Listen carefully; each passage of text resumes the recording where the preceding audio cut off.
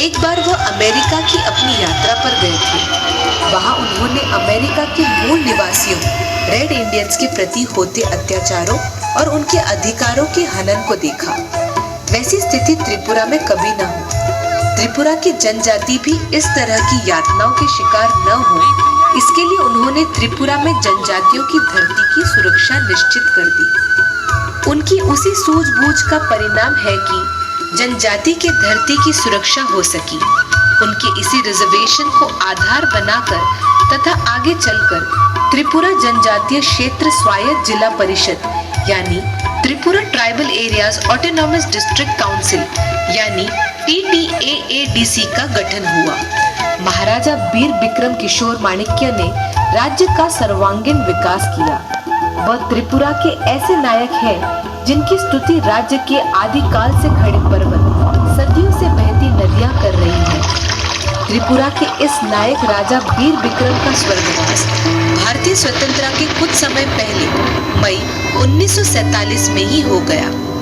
उस समय उनके पुत्र महाराजा किरीट विक्रम किशोर नाबालिग थे। महाराजा को बचपन से ही उन सभी संकटों का सामना करना पड़ा जो एक राजा आगे चलकर झेलते हैं।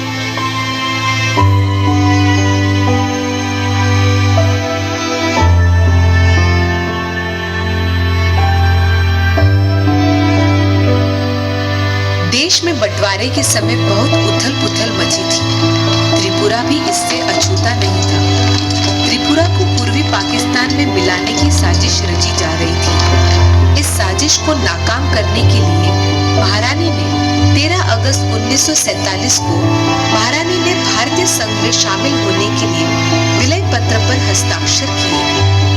त्रिपुरा राज्य में भारी अस्थिरता उत्पन्न होने लगी थी। उन्होंने राज्य को बचाने के लिए रीजेंसी काउंसिल को भंग कर दिया। वह नहीं चाहती थी कि त्रिपुरा का हाल भी कश्मीर की तरह ही हो जाए। इसलिए उन्होंने गृह मंत्री सरदार वल्लभ भाई पटेल से बात की। सरदार पटेल ने उन्हें चिट्ठी लिखी। I am most grateful to Her Highness for having come to this agreement. Hers was not any easy task in the peculiar circumstance in which she found herself. I am sure that Providence will reward her for the courage and boldness with which she has taken this decision. To the people of Tripura, I can only say this. Though far and remote from the capital city of the country, it will always claim our attention, and we shall do our best to ensure that its link and connection with the mainland are strengthened and it comes nearer to us. They will not stand alone to battle with the manifold problems that confront them. They will have the resources and the assistance of the center on which they can count.